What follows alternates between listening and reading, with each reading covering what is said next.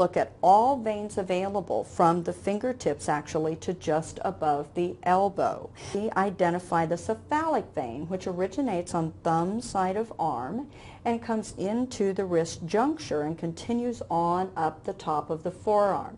One of the reasons the INS standards of practice state that you avoid this wrist juncture area is the existence of the radial nerve that runs parallel to the cephalic vein directly at that wrist juncture point. If you are a person who loves the cephalic vein, proper practice is to access that cephalic vein 2 finger breadths above the juncture of the wrist so that we stay away from that potential radial nerve and avoid nerve injury for the patient. And here we see a median cubital vein that is fairly high profile, and again, most often those veins are used for blood collection, and we try to avoid placing a peripheral IV catheter at that location due to shortened sight life. What we'll do next is collect our equipment. We have an IV start kit. We have a extension set to put on the IV catheter. We have our flush solution of saline. We have our peripheral IV catheter, and we have our proper fitting gloves to apply just prior to sticking the patient with that IV catheter. We have a tourniquet, which we will apply approximately 4 to 6 inches above your projected point of puncture.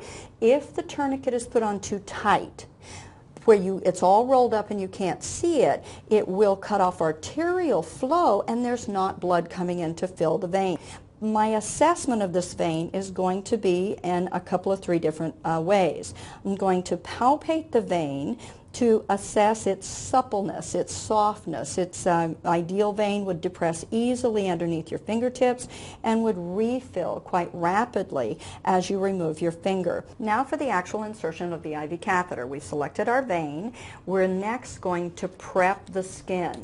You will use alcohol first to remove organic material from that projected insertion site. We will lay that to the side. Next, I'm going to set up my extension set. It is critical that this extension set be maintained as sterile. The placement of a small gauge IV catheter, a shorter catheter length, will help preserve vein availability for later use. It is outdated. It's no longer considered appropriate to place the biggest gauge size that we could squeeze into any vein pathway just because we can. I take my device, I remove the cover, I release tip adhesion on this piece of equipment by stabilizing it and holding it. I traction my skin, and the next thing we'll do is secure the dressing edges. This is a hub securement device. We're going to fit it down over the hub of the IV catheter. We will pull the backing off of the side strips, and that will secure the bottom edges of this transparent dressing. To discontinue the peripheral IV site, you will remove the securing tape on the extension set, as I have already done. And to remove any hub securement device, you will use alcohol. I hold pressure on my discontinued site. I fold the gauze up into a small pressure dressing, and I secure it firmly with pieces of tape. That reviews the steps for putting in a peripheral IV catheter. We wish you the best of success with every peripheral IV catheter that you attempt to put in, and the best of practice always. Thank you very much.